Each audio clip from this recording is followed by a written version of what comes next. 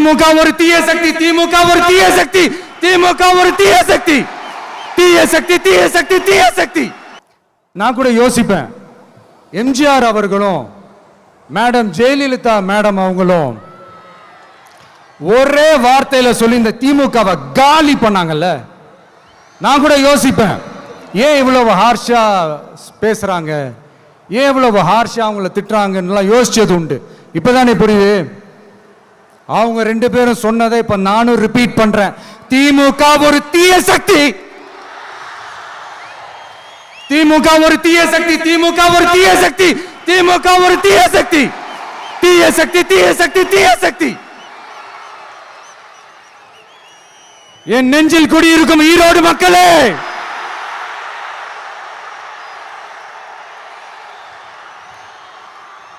TVK ஒரு தூய சக்தி. எப்படி? டிவிகே ஒரு தூய சக்தி. தூய சக்தி டிவிகேவுக்கும் தீய சக்தி டிஎம்கேவுக்கும் தான் போட்டியே.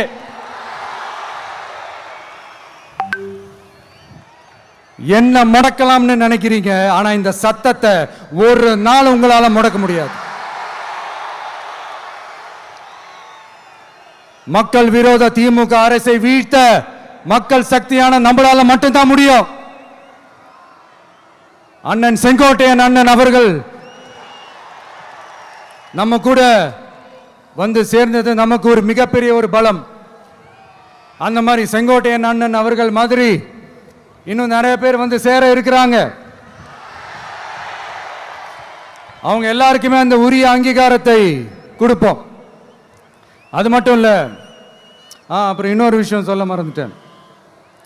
இப்போ ரீசண்டா ஒரு இடத்துல நம்ம சிஎம் சார் அவர்கள் பேசும்போது சொன்னாங்க, என் கேரக்டரையே புரிஞ்சுக்க மாட்டேங்கிறேன்.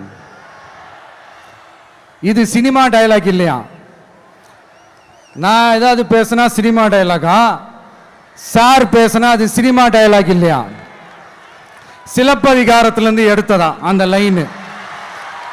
என் கேரக்டரையே புரிஞ்சிக்க மாட்டேன்றது. உங்களை எப்படிதான் சார் புரிஞ்சுக்கிறது? எந்தெந்த விஷயத்துலலாம் சார் உங்க கேரக்டர் நாங்கள் புரிஞ்சுக்கிறது? அதையும் நீங்களே சொல்லிட்டீங்கன்னா கொஞ்சம் நல்லா இருக்கும் சார். சட்டம் ஒழுங்குல நாடே சந்தி சிரிக்குது, அதுலையா? பெண்கள் பாதுகாப்புல நாடே சந்தி சிரிக்குது, அதுலையா?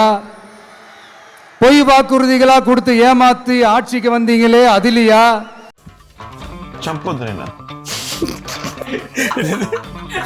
నేను